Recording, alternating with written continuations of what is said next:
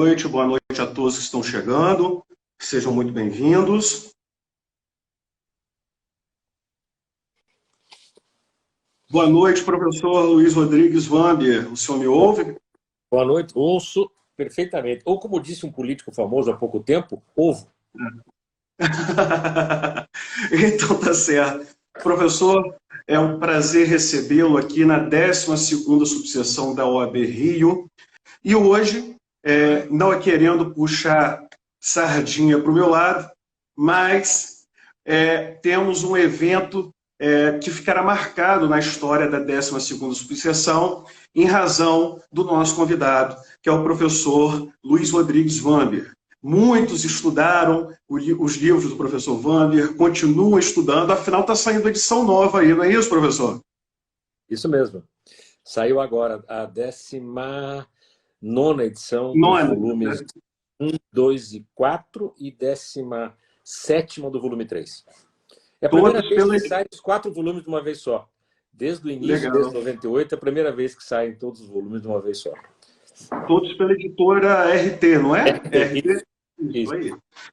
Então já fica aí uma boa pedida a 19ª edição da obra do professor Vambier, junto com o professor Eduardo Tolamini, né? São livros preciosos que nós não podemos abrir mão, né? Então, professor Vambier, já temos aqui vários colegas, muitos estão chegando. Vou me permitir começar, porque sou uma pessoa muito pontual. Vamos lá. O nosso convidado dispensa apresentações, mas por uma questão de formalidade, o professor Luiz Rodrigues Vambier é advogado renomado, mestre em Direito pela Universidade Estadual de Londrina, doutor pela PUC São Paulo, professor do programa de mestrado e doutorado do Instituto Brasiliense de Direito Público e, como nós acabamos de falar, um autor renomadíssimo que já está indo com a sua obra para a 19ª edição, né? Isso é para poucos.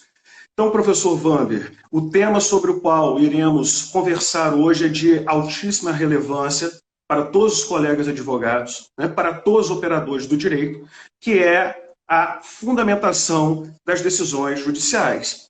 Um tema, vamos dizer assim, que sempre esteve em voga, mas que com o advento do CPC de 2015, vamos dizer, foi potencializado. Poderíamos dizer, receber um upgrade, né? Então, eu passo a bola para o senhor, mais uma vez reiterando, agradecendo a disponibilidade.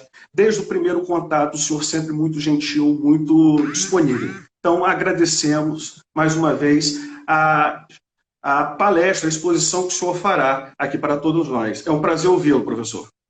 Obrigado, Rafael. Obrigado pelo convite, pela gentileza da acolhida, da apresentação. Eu agradeço à OAB de Campos, à subseção de Campos, pelo convite, pela acolhida, né? E fico muito feliz de poder discutir com os colegas e as colegas aqui de Campos sobre esse tema. Enfim, trocar ideias, né, sobre o tema da fundamentação das decisões judiciais. E é muito curioso, né, fazer um parênteses antes de falar do tema, é muito curioso como isso parece ser, isso que nós estamos fazendo agora aqui, aquilo que eu chamaria de um efeito colateral benéfico da pandemia, né? Porque eu tenho estado com colegas com os quais eu sempre desejei estar, sempre recebi convites, etc., mas o dia a dia, né, da advocacia é muito complicado, vocês sabem como é. Antes da pandemia tinha uma presença física, agora uma presença virtual, semanal no STJ, no STF, então isso demandava muita viagem, né? Fiz o cálculo esses dias, é muito curioso isso, mas fiz o cálculo considerando aí um mês de 22 dias, mais ou menos, 23 dias úteis. O cálculo que eu fiz é que eu perderia, aspas, perderia, né? Mas demandaria para esse trabalho todo cerca de 5 dias por mês entre voo, aeroporto, estrada, espera, antessala, etc. E agora, com essa regra que eu procuro seguir rigorosamente, porque me parece que é a única forma de contribuir com a própria saúde e com a saúde dos outros, para que o vírus não se dissemine, mais ainda, né? No período de isolamento, a gente tem, no fundo, estado em contato com gente bacana. Nós conversamos quantas vezes, né, Rafael? Trocamos várias ideias, conversamos um monte e tal. E isso é muito bacana, é muito interessante, é muito útil para todos nós que advogamos, né?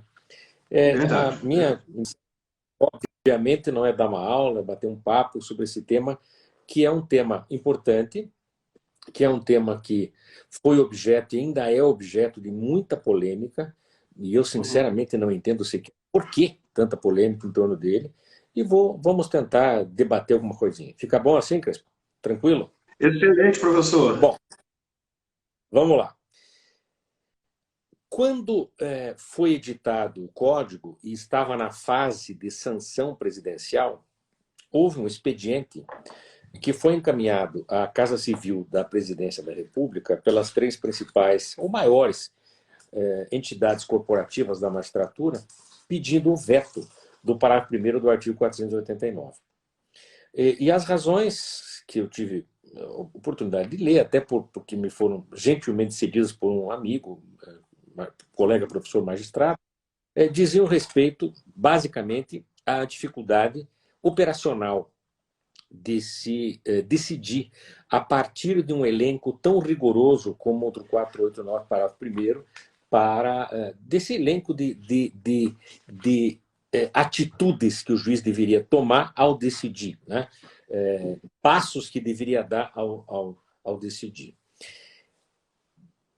Eu, sinceramente, e vou tentar explicar, não entendo essas razões, e vou tentar explicar as razões pelas quais eu entendo que, ao contrário do que se dizia, e hoje muitos magistrados concordam com isso, lucidamente, essa regra beneficia o sistema todo. Ela é extremamente útil para o magistrado, extremamente útil para um objetivo que, no fundo, está na base do código e que todos nós, de certa maneira, desejamos, que é a redução dos níveis de recorribilidade a níveis satisfatórios, a níveis humanos, vamos chamar assim, a níveis Uhum. suportáveis pelos tribunais. Nós sabemos, nós advogados, eu sou advogado há 42 anos, quase 43. Eu sei muito bem que nós muitas vezes recorremos indevidamente. Talvez motivados pela própria oscilação da jurisprudência. Mas hoje nós temos instrumentos de formação de padrões decisórios sólidos, como, por exemplo, no IRDR, como, por exemplo, nesse microsistema todo de repetitivos, de casos repetitivos, que envolve tanto o IRDR quanto os recursos repetitivos. Então, na verdade, o código trouxe um conjunto, eu diria que é um leque enorme de medidas visando a reduzir, no médio ou no longo prazo, a recorribilidade. Para prejudicar a parte? Não. Mas para levar a parte que efetivamente necessita do recurso a ver o seu recurso julgado e julgado com eficiência e com celeridade. Nós sabemos que há Uhum. muito recurso. Sabemos. Ninguém, nós não precisamos nos enganar entre nós. Nós sabemos que tem recurso irresponsável, que tem recurso Ctrl-C, Ctrl-V, que tem recurso pelo ato de recorrer. Né? Então, me parece que essas regras, tanto do microsistema de casos repetitivos quanto da fundamentação, elas têm potencialmente em si esse benefício para o sistema. E vejam que eu não estou falando, Rafael, eu não estou falando de benefício para o Poder Judiciário. Eu estou falando para o Uhum. sistema judicial, que envolve a todos nós. Se o sistema for Verdade. melhor, é melhor para nós, é melhor para o nosso cliente, para o jurisdicionado, que, afinal de contas, é o grande destinatário de todo o nosso trabalho. Né? Então, Uhum. vejam bem, as regras que estão estabelecidas lá no parágrafo 1º do 489, elas não fizeram nada além de desenhar, de redesenhar, de trazer para a lei infraconstitucional aquilo que já estava previsto, se está previsto no inciso 9º do artigo 93 da Constituição Federal. Nós temos, como jurisdicionados, e como sociedade, a garantia da fundamentação, a garantia da motivação. E não é só das decisões judiciais, das decisões do Estado, das decisões do setor público. Já há a jurisprudência muito interessante falando que essas regras se aplicam, por exemplo, às decisões privadas. Eu concordo com isso. Uma assembleia, por exemplo, de uma cooperativa que promove o desrespeito ao devido processo legal, o desrespeito ao contraditório ao direito de defesa, que não motiva a sua decisão, também estará descumprindo essa regra. Né? Mas Uhum. me parece, então, que ao redesenhar isso que está lá já previsto, repito, no inciso 9 do 93, o que essas regras fizeram foi consagrar o contraditório, consagrar a ampla defesa e demonstrar uma enorme capacidade, uma enorme potencialidade, repito, para o tratamento desse excesso de recursos. Eu diria que uma decisão fundamentada, e por que eu falo fundamentada e não bem fundamentada? Porque eu acho que não existe bem fundamentada e nem mal fundamentada. Ou ela é fundamentada ou não é. São conceitos absolutos. É como aquele cara que pergunta assim, que você faz uma pergunta e ele diz, eu tenho quase certeza. Ora, tem dúvida. Então, são conceitos também absolutos, né? Não tem meia certeza, meio certo ou meio errado. Ou é certo ou é errado. Ou eu tenho certeza ou eu não tenho. E, portanto, tenho dúvida. Então, uma decisão fundamentada nos moldes desse roteiro. Eu diria que o parágrafo 1º do 489 nada mais é que um roteiro, um checklist para o magistrado. Ele vai ticando. Fiz isso, fiz isso, fiz isso, fiz isso. Decisão fundamentada. Isso, certamente, se a gente somar isso aos honorários em cascata, aos honorários recursais, isso certamente vai inibir recursos aventureiros, aventuras recursais, né? Agora, é preciso que essas normas sejam bem compreendidas, do ponto de vista hermenêutico, inclusive, sejam corretamente absorvidas e corretamente aplicadas, né? Para que os jurisdicionados possam usufruir disso que eu chamo de potencialidade dessas normas, inclusive no plano empírico, no plano dos fatos, né? Então, eu vou fazer algumas pequenas reflexões, e você me dá o cartão amarelo quando eu tiver que parar, tá? Fica à vontade. Fique à vontade, professor. Eu sei que o Instagram tinha um tipo de uma guilhotina, depois de um certo momento ele passa no pescoço. É verdade. Então, veja o que tem dito, o que tem sido dito em poucas decisões, felizmente, do STJ, que foram geradas em 2016, numa decisão monocrática de uma desembargadora convocada, que provavelmente, naquele momento, 2016, logo depois do início do período de vigência do Código, não tinha ainda a real dimensão desse dispositivo. O que se diz lá? Diz que o julgador não está obrigado a responder a todos os argumentos invocados pelas partes quando já tenha encontrado motivo suficiente para proferir a decisão. Não é isso que diz o Código. Não é isso que diz o Código.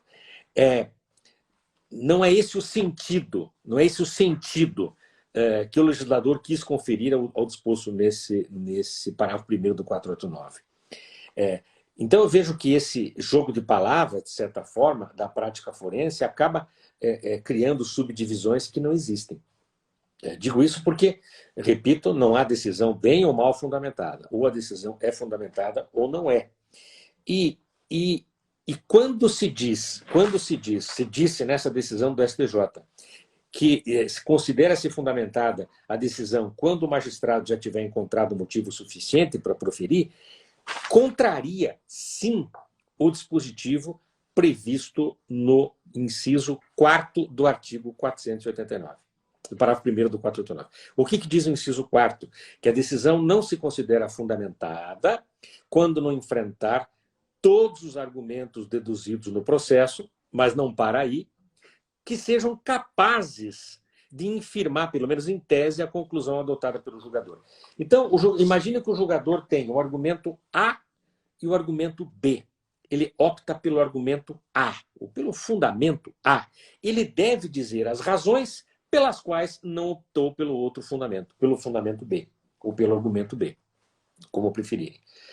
Isso é cumprir essa regra. Agora, por que isso causou tanto espanto? Porque, na verdade, parece que as pessoas leram só até a metade do dispositivo. Não enfrentar todos os argumentos deduzidos no processo. Espera aí, então eu vou ter que responder questionário da parte? Não, calma. Continua a leitura. Não enfrentar todos os argumentos que forem capazes de levar o juiz para o sentido oposto. É isso. E tem uma outra coisa muito interessante. Se o dispositivo, se o código, entre aspas, turbinaram o contraditório, e hoje se entende que o contraditório não é apenas essa ideia de ação e reação, ela não está errada, mas ela é incompleta, ela é pequena, é minimalista hoje. Quer dizer, essa ideia de que a cada ação corresponde uma reação, etc., etc., na verdade, hoje o que se entende, à luz do princípio da cooperação, agregado ao contraditório, é que o contraditório significa o direito das partes e dos terceiros que participem do processo, inclusive dos amici curiae, eventualmente, contribuírem para a formação, cooperarem com o juiz para a formação da decisão judicial com os seus argumentos. Ora, se eles têm o direito de cooperar, possibilidade de cooperar, a mesma regra da cooperação olhada pelo outro lado significa que o magistrado tem o dever de responder. Eu coopero e eu recebo cooperação. Ele coopera e eu presto cooperação. Não é brincadeira. Não é uma regra infantil. Eu lembro que logo que saiu o código, teve um artigo do Marcelo Machado, do Espírito Santo, engraçadíssimo artigo, acho que ele publicou no Jota. Ele disse, olha, não pensem que o princípio da cooperação é o princípio vai transformar o processo no processo dos ursinhos carinhosos. Não é isso. Não é uma brincadeira. Não se trata de nós depormos as armas processuais de que temos para defender o nosso cliente, mas trata-se de nós cooperarmos para que o sistema funcione melhor. No fundo, é como uma cooperação numa família. Todo mundo coopera, as coisas andam melhor. Cooperação nos negócios. Se todo mundo coopera, as coisas andam melhor. Os americanos falam no win-win, né, no jogo do ganha-ganha, que no fundo é isso. Na medida em que nós que estamos, por exemplo, nós dois, representando partes antagônicas, cooperamos para que a solução judicial seja efetiva, seja rápida, venha rapidamente, etc., nós estamos, de alguma maneira, contribuindo para a melhoria do sistema. E tem uma outra coisa muito interessante que me parece aqui, em relação a esse, vamos chamar assim, checklist, todos esses incisos do parágrafo 1º do 489. A decisão, ela nunca precede a fundamentação. E nós já ouvimos isso, até dos nossos professores na faculdade. Não, primeiro o cara decide, depois ele vai buscar os fundamentos. Não é assim. Não é como se fosse uma epifania, que ele tem aquela... Não, né, chegou assim àquela conclusão magnífica, e aí ele vai escolher como fundamentar. Isso seria, e aqui eu vou usar uma expressão que é muito usada pelo Jorge Zabudi, que é um magnífico jurista, um magnífico professor e um grande amigo. Ele diz que isso seria um simulacro de fundamentação. Quer dizer, eu decido e depois eu vou buscar argumentos para fazer com que a minha decisão pare. Né? A fundamentação, na verdade, ela representa... É como em qualquer coisa. Em qualquer das relações pessoais, interpessoais, não é? A fundamentação, ela representa, ela demonstra o caminho mental percorrido por aquele que decidiu. Seja pelo juiz, seja pelo administrador, seja por quem? Pelo legislador, por exemplo, que se estriba, ele demonstra isso o seu caminho mental, ele demonstra, por exemplo, na exposição de motivos do legislador. Né? Numa entidade privada, também há demonstração desse caminho mental do órgão decisor, né? Que vai culminar com a decisão, com a conclusão, conferindo, então, legitimidade a essa decisão. Alguns dizem, e eu não concordo com essa afirmação, mas alguns dizem que os juízes, o Poder Judiciário carece de legitimidade porque os juízes não são eleitos pelo voto direto. Eu acho, sinceramente, que não tem sentido essa afirmação. Respeito quem a faz, etc., como devemos respeitar todos aqueles que possuem opiniões contrárias às nossas, mas não acredito que seja verdadeiro. Os juízes têm outra forma de legitimação que não é o voto popular. Eles têm o concurso público e eles têm a fundamentação das suas decisões. Na medida em que eu fundamento, eu legitimo o exercício do poder. Diz, olha, está aqui, ó. Aqui, você vai perder o seu patrimônio, mas você vai saber as razões. Você teve o seu pedido julgado improcedente, mas você tem aqui as razões jurídicas e, de fato, para compreender esse fenômeno todo. Né? Então, me parece que a legitimidade do sistema judicial, e especificamente do Poder Judiciário, ela decorre dessa atuação rente à Constituição. E o cumprimento do dever de motivação, ele é indissociável à legitimidade. Ele é indissociável. Aqueles que são pais, se você diz ao seu filho não, ele diz por quê, e você dá um argumento de autoridade porque eu sou pai ou porque eu acho que sim, aquela decisão não será legítima. Ela poderá ser cumprida, inclusive, mas ela não será legítima. Na medida em que você você argumenta, olha, eu estou decidindo porque isso é bom para o seu futuro em razão disso, ou para o seu presente em razão disso, você fundamenta. Você legitima, ela pode até ser desrespeitada, mas você legitima a sua decisão. Então, quando no inciso 4º, o legislador disse que o julgador deve enfrentar todos os argumentos deduzidos no processo, capazes de, em tese, infirmar a conclusão adotada, essa expressão, dita pelo legislador, não reduz a fundamentação ao campo da suficiência, de modo generalizado.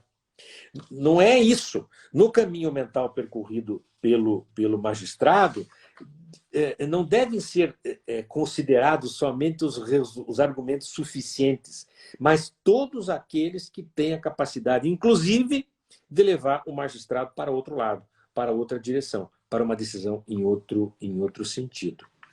É muito interessante isso, que na redação original do Código, havia uma ressalva expressa à incidência dessa orientação relativamente aos recursos repetitivos. Dizia lá que o conteúdo do acordo abrangerá a análise de todos os fundamentos da tese jurídica discutida, favoráveis ou contrários. Aquela lei, que a 13.256, de 2016, que surgiu ali naquele interregno da vacatio legis, ela alterou esse dispositivo. E hoje consta que o conteúdo do acordo abrangerá a análise dos fundamentos relevantes da tese jurídica discutida. Mas eu acho que isso não mudou nada, porque os relevantes são tanto aqueles para a admissão quanto para a inadmissão da tese, para aqueles que são contrários aos que foram admitidos para dar suporte à tese.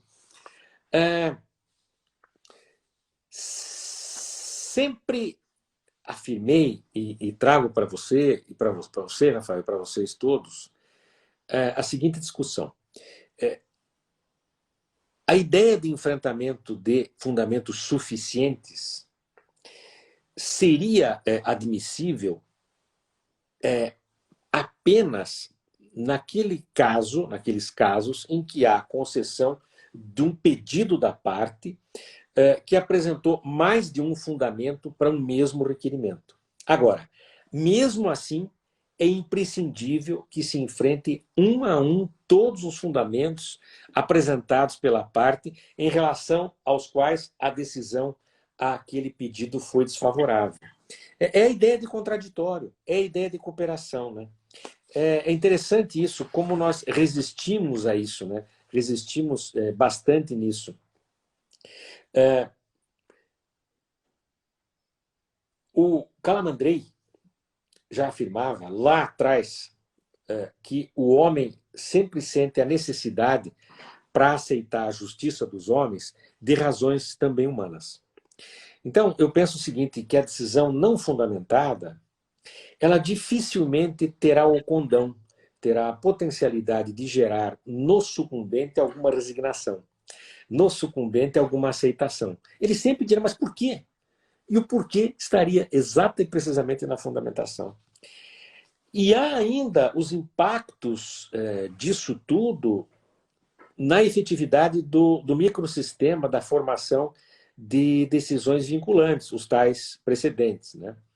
Eu não falo apenas das decisões proferidas em recursos repetitivos, etc., mas das decisões que aplicam, em cada caso concreto, as teses fixadas.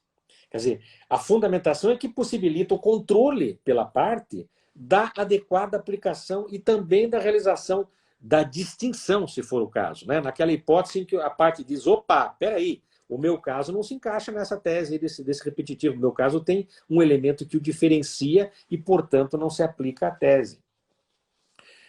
Um outro aspecto que me parece importante do parágrafo 1º e acho que merece bastante destaque, e eu peço aqui o testemunho dos colegas que advogam também nos juizados especiais cíveis, diz respeito exatamente à sua aplicação no microsistema dos juizados especiais.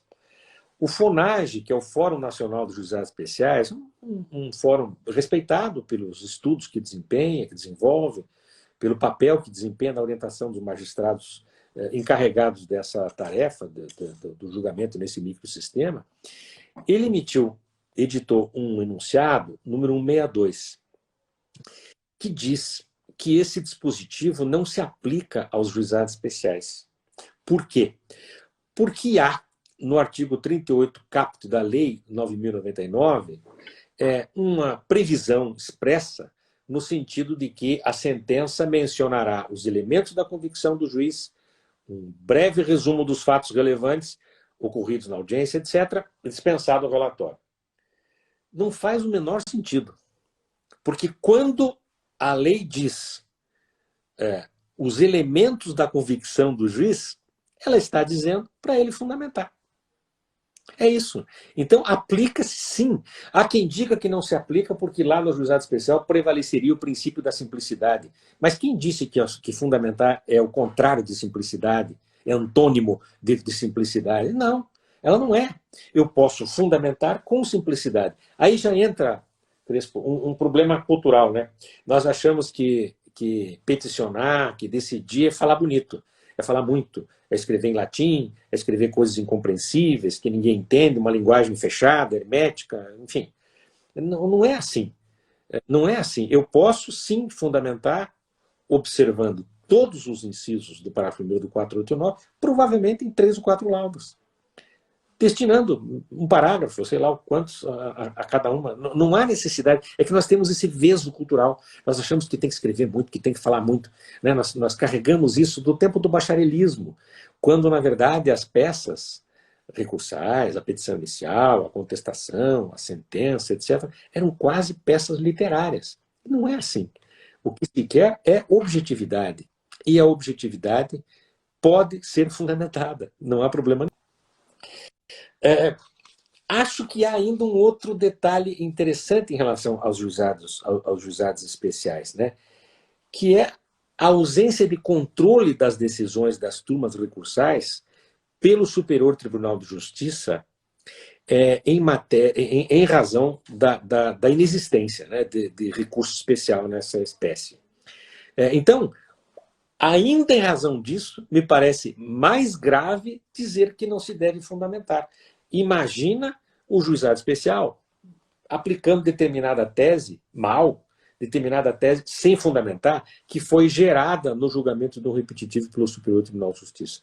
Qual o recurso? O recurso era apenas o chamado, é uma contradição essa expressão, né? O chamado recurso inominado, quer dizer, nós demos um nome para ele que é o nome do sem nome, o inominado. Então, não faz o menor sentido nós pensarmos que nós poderíamos deixar esse microsistema sem controle em relação à rigidez que se quer ter do sistema todo, gerado a partir dessa ideia de padrões decisórios vinculantes, padrões decisórios fixos, padrões decisórios importantes, que são os tais, os assim chamados precedentes. Um outro elemento que me faz pensar também é que nós temos mais regras que nos impelem, que nos obrigam, que nos levam a entender da necessidade da fundamentação de todas as decisões. Isso, para mim, é um requisito, é um elemento, mais que um requisito, é um elemento do Estado de Direito. A democracia, que é o modo de ser do Estado de Direito, ela não se compraz, ela não se conforma com a falta de fundamentação em nada. E nós temos regras novas, recentes, inclusive posteriores ao Código de Processo Civil, que reforçam isso. Reforçam. Exatamente, limitar o juridiquês. Tá? Alguém escreveu aqui. É isso aí. É muito chato o juridiquês, cá para nós, né? Ninguém entende. Fazer um parênteses aqui. Uma vez eu estava fazendo um teste empírico com algumas tias minhas, velhinhas, todas profissionais.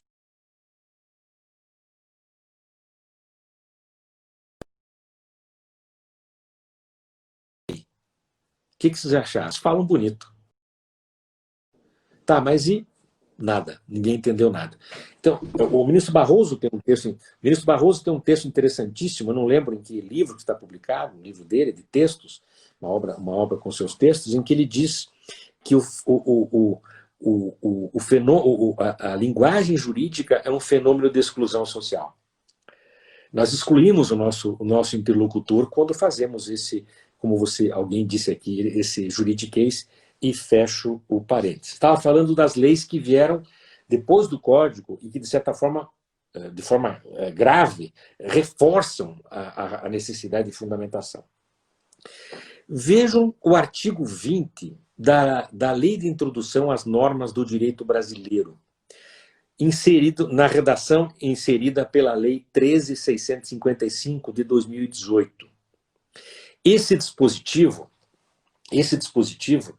estabelece que tanto nas esferas administrativa, judicial e de controladoria, que são as agências reguladoras, etc., não se pode decidir com base... Primeiro, não se pode decidir com base em valores jurídicos abstratos, sem que se considere as suas consequências jurídicas. É a tal teoria do consequencialismo.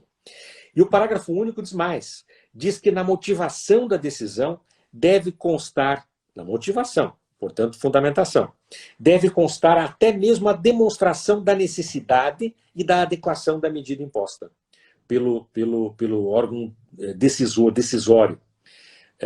Em meados do ano passado, 2019, também foi editado o Decreto 9830, que regulamentou, entre outros, o artigo 20 da Lei de Introdução às Normas do Direito Brasileiro e estabeleceu diretrizes que me parecem muito claras para a motivação, que devem ser observadas na motivação das decisões. Em linhas gerais, Rafael, o que essa regra determina é que a decisão será fundamentada com a contextualização dos fatos. Olha que interessante. E com a indicação dos fundamentos jurídicos, apresentando aí a conformidade entre as normas e os fatos que a embasaram. Diz mais esse dispositivo, de modo argumentativo. E ainda mais, impõe o dever de indicação das normas, de indicação da forma de interpretação, da jurisprudência e da doutrina que tenham embasado essa decisão.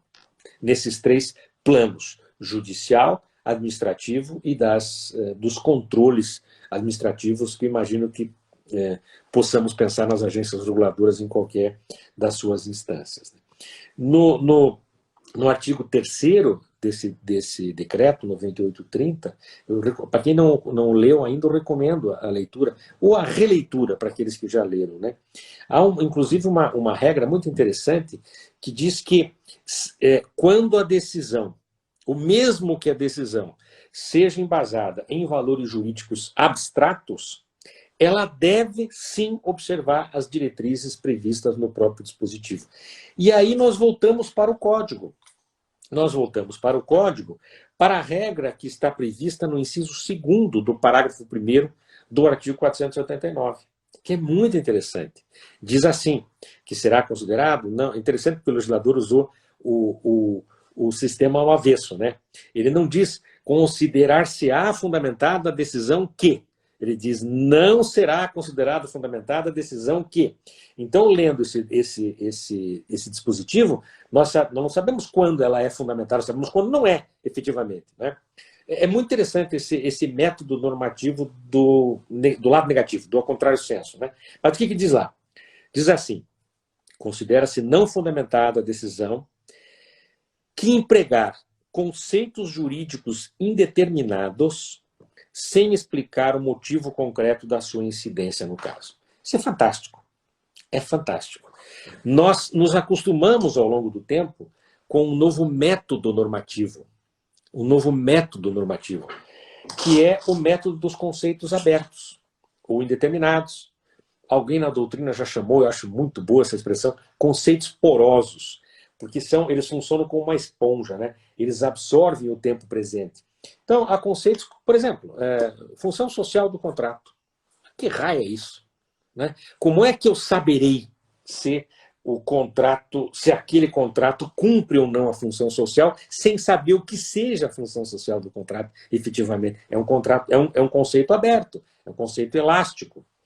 E quanto mais abstrato a hipossuficiência do consumidor, Lá no início do período de vigência do Código de Defesa do Consumidor, nós achávamos que era o cara que não podia pagar a perícia. Era isso. Inverte o ônus da prova no sentido de dizer, você paga. Não, isso é inversão do pagamento, não é inversão do ônus da prova. É inversão do dever de pagar a prova só, né? Pagar o custo da prova pericial, por exemplo, os honorários do perito, etc. Hoje nós sabemos que esses conceitos foram abertos ao longo do tempo. Quer ver um outro exemplo? Que eu acho muito interessante. O conceito de periculum in mora. Lá, nos primórdios do Código de 73, se entendia que havia periculum in mora quando havia risco de perecimento da decisão principal, para aqueles efeitos da cautelar do passado. Então, eu dou uma decisão cautelar, pensava o juiz, porque se eu não der agora, depois poderá não ser cumprida. Porque acabou o dinheiro, porque a parte fugiu, porque a parte foi embora, porque a parte isso, porque a parte aquilo. Com o tempo, o que aconteceu? Nós passamos a entender como também capaz de significar o periculum in mora o dano marginal. Então, o cara diz assim, olha, eu tenho uma ação aqui contra um grande conglomerado financeiro, por exemplo, que não vai quebrar, que vai poder pagar daqui a 10 anos, 5 anos, quando terminar o processo. Só que tem um problema. Eu preciso agora, por exemplo, retirar meu nome do Serasa, por exemplo, dar baixa em tal coisa, porque senão eu perco o crédito. Então, é um outro efeito, é uma outra forma de enxergar esse conceito que se abriu. Né? E nós devemos isso, cá para nós, aos ingleses. Né? Lá na Magna Carta, em 1215, quando eles escreveram o princípio do due process of law, que depois foi significando, foi sendo ressignificado, foi absorvendo nessa porosidade do conceito aberto e chegou ao nosso devido processo legal. Mas isso é um tema para outra live, viu, Rafael? Isso é um tema maravilhoso. Ver lá como eles funcionavam, né? Naquela época, como aquilo no fundo foi um grande trambique entre o rei e os nobres, né? Tanto que a Magna Carta, isso é um dado histórico que me chama a atenção, ela sempre, os professores de direito constitucional sempre dizem Magna Carta, o grande marco do constitucionalismo mais moderno, e concordo. Mas, na verdade, a Magna Carta ela só foi vertida para o inglês 150 anos depois da sua outorga. Ela era a Carta dos Nobres, que falavam latim, porque ela é escrita em latim. E o inglês era a língua do povo. E o povo não falava latim, portanto o povo não tinha acesso a essas normas. Mas isso é só uma curiosidade histórica que não é o caso agora, não é, Rafael? Então, quando o juiz lança a mão na sua decisão de um conceito aberto, de um conceito indeterminado, ele deve explicar os motivos. No caso concreto. Mas então ele vai ter que escrever muito. Não, ele pode explicar em 2 linhas. Aplica o princípio da proporcionalidade, por exemplo, ou da razoabilidade, por exemplo, em razão disso. Ponto. E assim sucessivamente. Né? O inciso 1º é muito interessante, diz lá que também não será considerado fundamentada a decisão quando se limitar a indicação, reprodução ou paráfrase de ato normativo. Mas então, diz o julgador, então não posso indicar, simplesmente indicar? Pode. Desde que explique a relação com a causa, com a questão decidida. Mais uma linha. Não é preciso fazer um tratado para explicar isso. Mais uma linha. Mais meio parágrafo. Talvez resolva, talvez dê conta disso. Sem falar depois, e eu estou me encaminhando para o final, para dos incisos 5º e 6º, que são muito importantes. O 5º é aquele que diz que não se considera fundamentada a decisão judicial que se limita a invocar um precedente ou enunciado de súmula sem identificar os seus fundamentos determinantes. E a outra, ao contrário, deixa de seguir um precedente ou a súmula, etc., sem demonstrar a existência de distinção no caso concreto, no caso em julgamento ou a superação. Né? E aqui nós temos que fazer, bater no peito e fazer o meia-culpa. Nós sempre tivemos uma advocacia, uma argumentação por ementas, quando a gente se baseia na jurisprudência. E os juízes decidem com base em ementas. Então, fica tudo uma brincadeira, porque nós não vamos ao núcleo do problema, que são os tais dos fundamentos determinantes, que é aquilo que eu chamaria do miolo da decisão, o miolo do precedente. Os americanos e os ingleses chamam de core, de coração, no sentido de que é o centro da decisão. Então, o que, que tem o precedente? Ele tem o fundamento determinante, ali está a tese, e tem aquilo que é obter dictum, dito para morrer. Para morrer aonde? Para morrer no caso concreto. Ele não serve como precedente para os demais casos. Ele é apenas a solução do caso concreto. Então ele tem esses dois elementos. Um elemento central e um elemento periférico. O central são os fundamentos determinantes, e isso que nós devemos buscar para decidir. E mais, eu diria, e agora aqui eu vou apanhar dos colegas advogados, mas eu diria que essas regras se aplicam também a nós, pelo princípio da cooperação. Nós não podemos pedir de qualquer maneira, ou nós não podemos nos defender de qualquer maneira. Nós temos que respeitar essas regras. Se nós botamos lá na nossa fundamentação uma decisão, ou um precedente, um acórdão, nós temos que dizer as razões pelas quais o fundamento daquela decisão corrobora o nosso argumento. E assim o sistema será mais qualificado. Eu sei que isso não é essa última palavra não é uma palavra que agrada a todos nós, mas eu estou convencido que se nós formos nessa linha, o sistema todo melhorará. Para benefício de quem? Repito, daquele fulaninho, daquela fulaninha que atendem pelo apelido de jurisdicionado ou de jurisdicionada e que são, no fundo, os grandes destinatários do nosso trabalho. Rafael, falei demais, agora a bola é com você. Professor, excelente, mas eu vou discordar do senhor num ponto. No início da sua exposição, o senhor falou, não, vai ser um bate-papo, não vai ser aula, não vai ser nada disso. Eu discordo. Nesses 40 minutos que nós estamos conversando, o senhor deu uma verdadeira aula sobre fundamentação das decisões judiciais, que eu tenho certeza que todos que estão nos assistindo gostaram muito. Obrigado. Eu não poderia perder a oportunidade de fazer algumas perguntas ao senhor. Considerando, né, todas as exigências do 489, parágrafo 1º do CPC, como que o senhor enxerga a questão da fundamentação per relatione? Será que essa técnica, né, que muitos tribunais e juízes utilizam, tem muitos acadêmicos de direito aqui também que nos assistindo, e eu vou permitir rapidamente explicar o que é. O que é uma fundamentação per relatione? É aquela que se limita a incorporar os fundamentos utilizados numa decisão anterior ou na manifestação do Ministério Público. Em breve síntese seria isso. A minha pergunta para o senhor é essa. Será que essa técnica, a fundamentação per relatione, é compatível com o 489, parágrafo 1º do CPC? Eu penso que não. Sinceramente, penso que não. Por uma razão muito simples. Porque o juiz está se reportando a um parecer, ou uma peça, ou a outra decisão, mas ele não está enfrentando os argumentos como determina o inciso 4º. Ele estaria enfrentando por tabela. Per relatione, portanto, se apropriando de uma fundamentação dada em outro momento do processo. Eu acredito que não corresponde, não atende à regra do 489, parágrafo 1º. Não sei qual é a tua opinião, mas eu tenho para mim que não atende, não cumpre. Eu concordo plenamente com o senhor. Até porque, geralmente, entre a decisão anterior que é incorporada e a nova decisão que a incorpora, geralmente a parte lança novos argumentos, trabalha novas teses. Então é muito difícil, para não dizer impossível, que o cenário tenha se mantido inalterado, né? Nunca atuei num caso onde tudo tenha permanecido da mesma forma para que a decisão se limitasse a incorporar uma decisão anterior. Então penso como o senhor. Não se revela uma prática compatível com 489, parágrafo 1º. Não é compatível. Não.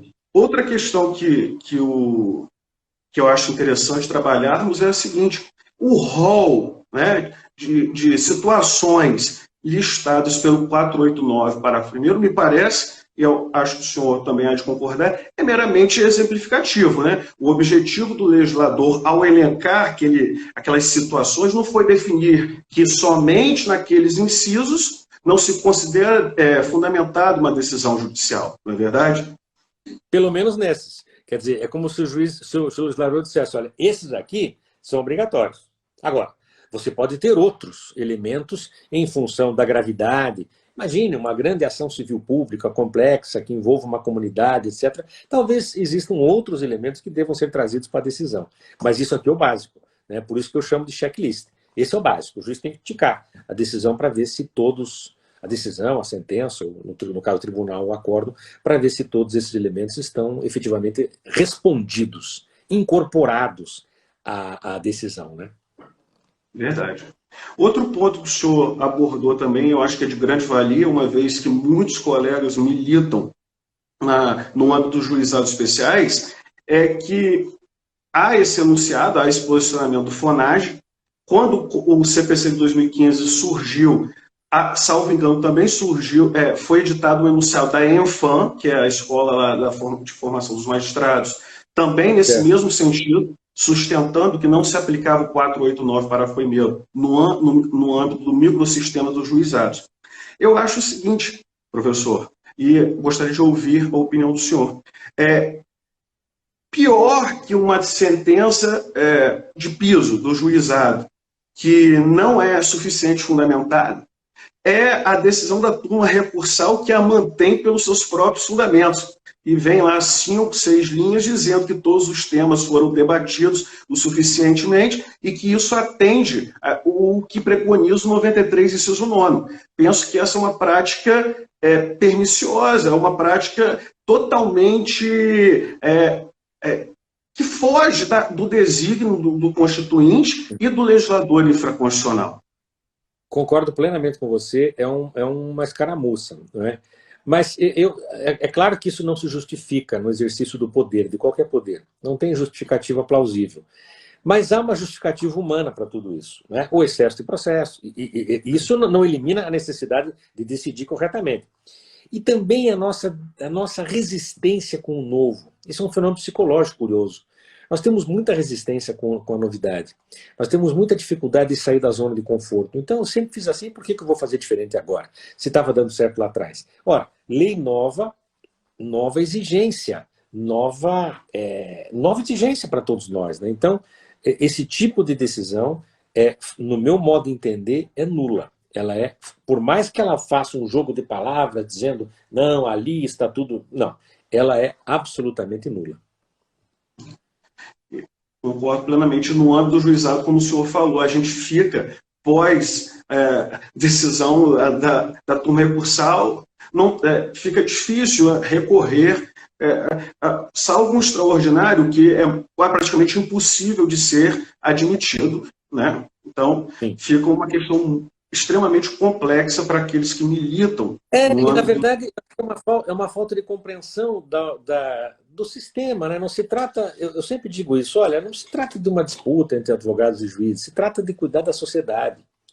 Porque se nós deixarmos a sociedade não acreditar em nós, ela vai acreditar em quem? Em quem? Ela vai procurar quem?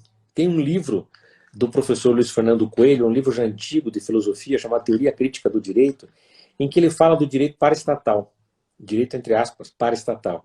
Então ele fala, por exemplo, do direito das comunidades, que por falta de acesso às decisões, ou por falta de informação a respeito das decisões do Estado, acabam buscando outras soluções. Outras soluções. Vão falar com o bispo, com o traficante, sei lá com quem, para buscar uma solução.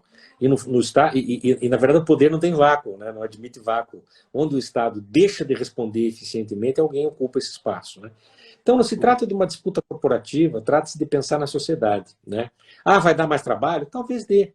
Mas dará para todos nós, na medida em que nós, pelo princípio da congruência e da cooperação, pensemos que a todos nós incumbe essa responsabilidade de fundamentar bem as nossas peças e ao juiz de fundamentar bem as suas decisões. Verdade, professor. Excelente. Me recordo também nesse mesmo sentido que o senhor acabou de falar do Boaventura de Souza Santos, que ele também trata do direito das ruas, né, que é o direito diferente do direito formal do Estado. De fato, é preciso que a população acredite no sistema de justiça como um todo. Advogados, defensores, promotores e juízes, né? Isso é fundamental numa democracia. No Estado de Direito, né? Senão nós teremos um Estado pior que o anárquico, né? Um Estado sem qualquer regra, né? Sem qualquer regra. Verdade. Professor, eu mais uma vez queria agradecer muito ao senhor pela presença, pela aula, porque foi uma aula, tenho certeza que todos que estão nos acompanhando concordam comigo. Me permita aqui fazer um elogio, mais uma vez, a disponibilidade, desde o primeiro momento no qual nos falamos, até o dia de hoje. Espero, pós-pandemia, que o senhor venha conhecer aqui a nossa cidade, venha à nossa solicitação, nos brindar, quem sabe, para um grande congresso de direito processual. Vamos nos falando e quem sabe a gente consiga concretizar esse projeto, professor. Muito obrigado mais uma vez pela presença e pela aula. Eu que te agradeço pela gentileza, pela escolha do meu nome. Fiquei muito feliz de poder dialogar com você, com os advogados, com as advogadas de Campos. E, se Deus quiser, logo a gente se encontra pessoalmente.